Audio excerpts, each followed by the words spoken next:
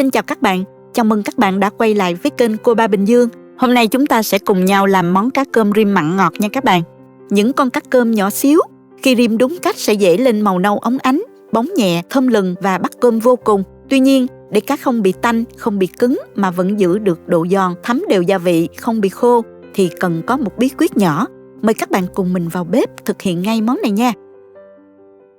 Hôm nay mình mua được một bịch cá cơm khô loại nhỏ xíu như thế này, trọng lượng là 248g, bao bì bên ngoài có chữ Hàn Quốc và Trung Quốc, nhưng mặt sau ghi rõ là sản phẩm của Việt Nam nha các bạn. Loại cá cơm này chỉ được phơi khô vừa tới, nên các bạn nhớ là bảo quản trong tủ lạnh nha, để ở nhiệt độ phòng là cá sẽ bị mốc đó. Mua về thì mình nên sử dụng sớm để giữ được chất lượng ngon nhất. Cá cơm có rất nhiều kích cỡ, nhưng mình thích nhất là loại nhỏ như thế này, đem rim mặn ăn với cơm hay cháo trắng thì cực kỳ hợp luôn. Trước hết là mình đi rửa cá cơm nhanh qua nước muối loãng để cho sạch, rồi để cho ráo nước hoàn toàn nha các bạn. Bước này rất quan trọng vì cá phải thật khô thì khi rim mới săn và không bị bể ha. Lúc rửa thì mình đảo nhẹ tay thôi nha. Những phần đầu cá bị rớt ra đó thì mình bỏ đi, chỉ lấy phần thân cá thôi. Các nguyên liệu thơm đi kèm thì gồm có 2 củ hành tím, 30g tỏi tươi, 4 đến 5 trái ớt cay. Nếu các bạn không ăn cay nhiều nhưng vẫn muốn giữ là món cá có màu sắc đẹp và hương thơm đặc trưng thì mình có thể thay hoàn toàn bằng ớt sừng ha, loại không cay ha. Hành tím, tỏi và ớt mình cắt nhỏ rồi cho vào máy xay nhuyễn. Sau khi cá đã được ráo nước hoàn toàn thì mình áo thêm một lớp bột chiên giòn ở bên ngoài. Bước này giúp cá ghi rim thấm gia vị đều hơn và giòn hơn. Mình cho bột chiên giòn vào từng muỗng một thôi. Rồi mình lắc đều để cá được áo bột ha. Nếu không có bột chiên giòn thì các bạn có thể thay bằng bột mì đa dụng cũng được. Áo đến khi nào thấy xung quanh cá được phủ một lớp bột trắng đều như thế này là được rồi. Bây giờ mình đi chiên cá, bắt chảo lên bếp nè, cho vào một ít dầu ăn. Mình sẽ trải cá thành từng lớp mỏng để chiên nha. Các bạn lưu ý là khi vừa cho cá vào thì lúc này cá ngậm nhiệt và còn ướt nên rất là mềm. Mình tuyệt đối không dùng đũa đảo trộn sẽ làm gãy nát cá nha các bạn. Mình chỉ cần lắc nhẹ chảo thôi. Đến khi thấy cá dưới đáy chảo bắt đầu chuyển màu vàng thì mình mới dùng đũa đảo đều nhẹ tay là được ha.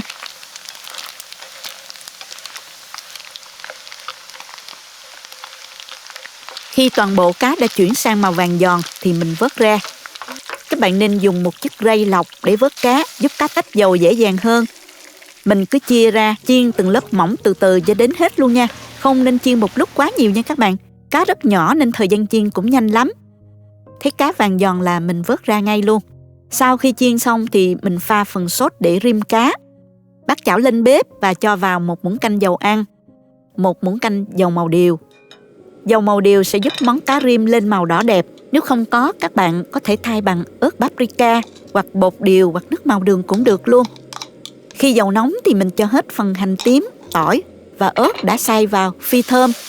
Khi hành tỏi ớt vừa dậy mùi thơm, mình tạm tắt bếp rồi nêm gia vị vào đây gồm có 2 muỗng canh nước mắm, 1 muỗng canh rưỡi đường, nửa muỗng cà phê hạt nêm, nửa muỗng cà phê tiêu, một chút xíu bột ngọt và 1 muỗng canh tương ớt.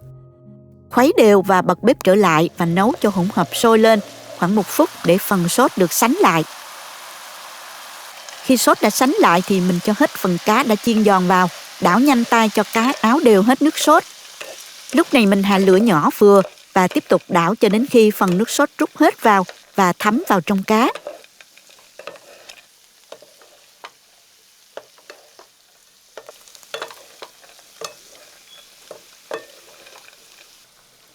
Khi cá đã thấm đều thì mình tắt bếp và rắc thêm một chút mè trắng rang lên trên mặt cho hấp dẫn. Vậy là món cá cơm rim mặn ngọt đã hoàn thành rồi đó các bạn. Mình dọn cá ra đĩa và dùng cơm thôi. Nhìn đĩa cá cơm rim nóng hổi, từng con cá nhỏ ánh lên màu nâu óng, bám lớp sốt mặn ngọt, bóng nhẹ, thơm lừng mùi tỏi, nước mắm và cay của ớt là thấy đói bụng rồi các bạn. Gắp một đũa cá ăn cùng với cơm trắng nóng hổi, mình sẽ cảm nhận được cá dẻo mềm vừa phải, không khô cứng và có vị giòn nhẹ, mặn ngọt hài hòa, thấm sâu vào từng con cá. Thêm chút cay nhẹ nữa, rất là kích thích vị giác. Hậu vị còn vương mùi tiêu thơm lắm các bạn. Món này nhìn đơn giản, dân dã vậy thôi nhưng đậm đà, ăn hoài vẫn thấy ngon. Nếu các bạn làm nhiều một lần, sau khi chiên xong mình cho cá thật là ráo dầu rồi cho vào hũ bảo quản trong tủ lạnh để ăn dần cũng rất tiện. Chúc các bạn có những bữa cơm ấm áp bên gia đình. Xin chào tạm biệt và hẹn gặp lại các bạn trong những món ăn lần sau nha. Nếu thích cách mình chia sẻ, nhớ gửi cho bạn bè cùng xem, bấm like và đăng ký kênh để xem nhiều món ăn mới của mình. Các bạn cũng có thể truy cập website cobabình dương.com để xem công thức nấu ăn dưới dạng bài viết. Chúng ta tiếp tục series những món kho hấp dẫn nha. Mình sẽ chia sẻ với các bạn thêm một cách kho cá mới mà mình rất tâm đắc, rất dễ thực hiện mà lại ngon nữa. Điểm khác biệt nhất so với kiểu kho truyền thống là trong toàn bộ quá trình kho, chúng ta sẽ không thêm bất kỳ lượng nước nào. Nghe hơi lạ nhưng cách kho này sẽ cho ra thành phẩm thịt cá đặc biệt săn chắc mà vẫn bảo đảm được độ mềm ngon. Vị kho vừa vặn thấm rất sâu vào cá, tuyệt đối không bị khô, lại kéo dài được thời gian bảo quản nữa. Nào chúng ta cùng vào bếp ngay nha. Nếu thích video, nhớ bấm nút đăng ký để đón xem những món ăn tiếp theo của mình. Mời các bạn xem thành phần nguyên liệu trước khi thực hiện. Bạn cũng có thể tham khảo những dụng cụ nấu ăn mình hay sử dụng dưới phần mô tả của video này nha.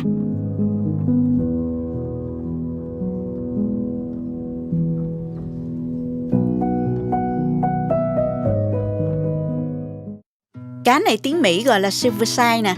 Mình không biết tiếng Việt gọi là cá gì. Bạn nào biết thì comment cho mình với nha. Cá đã được làm sẵn như vậy. Mình đã rửa với muối và chanh pha loãng, rửa lại với nước sạch sẽ và để ráo nước rồi nè các bạn. Hôm nay mình sẽ kho theo cách mới nha. Cách này cá thấm sâu và hương vị rất đậm đà luôn. Kho theo cách này chúng ta nên dùng cá nhỏ sẽ ngon hơn nha. Các bạn có thể thay thế bằng cá lồng tông nè, cá bóng trứng, cá cơm để kho cũng rất là ngon. Trước tiên thì mình sẽ ướp cá. Cho hết 500g cá vào tô nè. Mình sẽ ướp vào đây 1 muỗng canh vung đường, nửa muỗng cà phê muối. Mình chỉ ướp như vậy thôi nha các bạn. Trộn đều lên. Công đoạn ướp đường này hơi lạ nhưng rất là quan trọng, giúp cá săn thịt cứng và dẻ thịt hơn rất là nhiều. Các bạn đừng sợ cá bị ngọt nha. Vị thành phẩm rất là vừa ăn luôn các bạn. Mình sẽ để ở đây ướp từ 40 đến 60 phút nha. Trong khi chờ cá thấm mình sẽ sơ chế các nguyên liệu thơm ha. Mình băm nhỏ khoảng 3 tép tỏi, khoảng 15g đó các bạn. Băm thêm một củ hành tím khoảng 30g.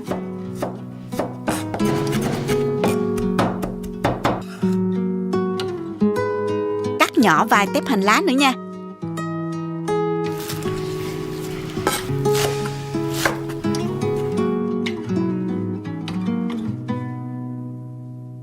Ớt này thì mình dùng 5 đến 6 trái, mình đã lấy hạt ra cho đỡ cay đó. Rồi mình băm nhỏ ra để chút nữa mình kho chung với cá nè. Nếu có ớt sừng thì các bạn dùng ha. Ớt thì tùy thích nha các bạn. Và mình cắt khoanh vài trái ớt không cay để trang trí thành phẩm cho đẹp nha.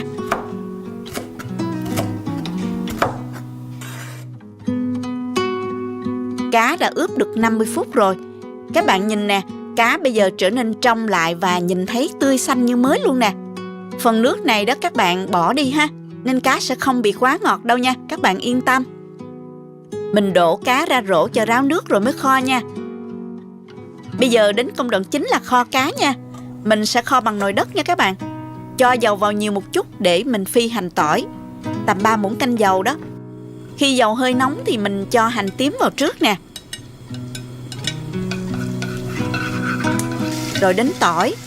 Đảo đều với lửa nhỏ cho đến khi hành tỏi chuyển vàng thì mình tắt bếp ngay. Hơi nóng của nồi sẽ làm hành vàng thêm một chút nữa là được ha.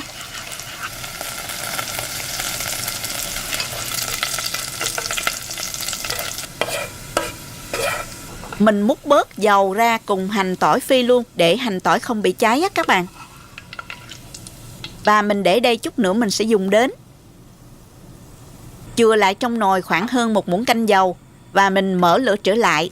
Tiếp theo mình cho cá vào chiên sơ nè. Đảo và trở nhẹ nhàng, tránh cá bị gãy nha. Khi thấy cá săn mặt thì mình tạm tắt bếp và mình cho gia vị vào đây. Mình cho vào 1/3 muỗng cà phê muối, nửa muỗng cà phê bột nêm, 1 muỗng cà phê đường. Mình dùng đường thốt nốt á, nếu không có thì các bạn dùng đường cát cũng được ha. 2 muỗng canh nước mắm,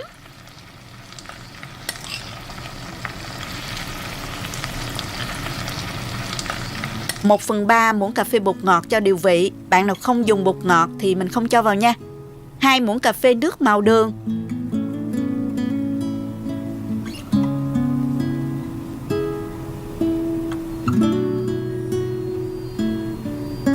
trộn nhẹ nhàng tránh cá bị gãy nha các bạn, vì lúc này cá rất là mềm.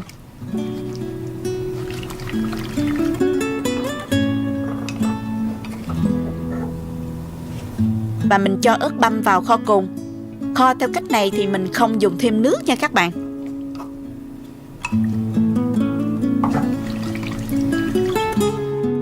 Sau đó mở lửa thật nhỏ và đậy nắp lại. Sau 5 phút các bạn mở nắp và lắc nhẹ nồi để gia vị thấm đều, đồng thời không bị xích đáy nồi.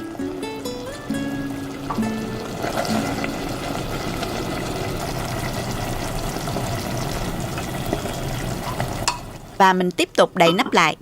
Cứ mỗi 5 phút các bạn mở nắp, trỡ những con cá nằm ở phía trên và lắc nhẹ nồi.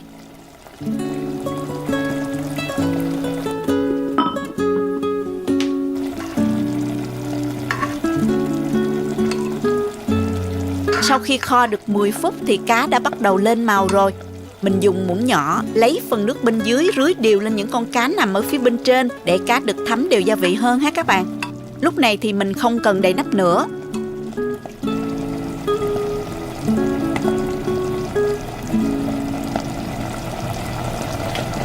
Mình cho phần dầu hành và tỏi phi lúc nãy vào nè, cho cá thêm bùi béo và dậy mùi thơm ha. Thơm lắm luôn đó các bạn ơi. Và mình tiếp tục kho ở mức lửa nhỏ nhất.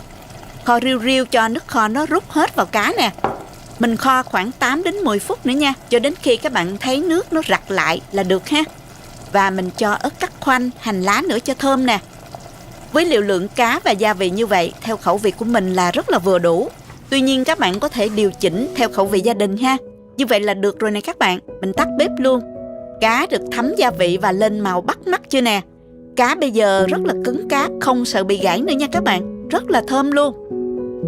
Nhờ mình ướp đường vào lúc ban đầu á, nên thịt cá rất là dẻ, chắc. Đồng thời kho không cần nước cá vẫn không hề bị mặn nha. Cá thấm đậm đà nhưng rất là dịu, cũng không hề bị ngọt đâu nha. Nghe mùi thơm thôi là đói bụng liền luôn các bạn ơi. Mình dùng cơm thôi. Với vị mặn đậm đà vừa phải, hòa cùng vị ngọt rất là nhẹ, vị cay cay của ớt nữa, rất là bắt cơm luôn đó các bạn. Kho rặt như thế này bảo quản ăn dần trong 2-3 ngày, cá vẫn thơm ngon các bạn nhé. Ngoài ra các bạn ăn với cháo trắng cũng rất là ngon nha. Hy vọng các bạn sẽ thích cách kho mới này. Chúc các bạn kho cá thật ngon nha. Nếu thích cách mình làm, nhớ chia sẻ cho bạn bè cùng xem, đăng ký kênh và bấm vào biểu tượng cái chuông để xem nhiều món ăn mới của mình nha. Các bạn cũng có thể truy cập website cobabình dương.com để tham khảo dưới dạng bài viết. Cảm ơn các bạn đã xem hết video. Chào tạm biệt và hẹn gặp lại các bạn ở video kỳ tới nha.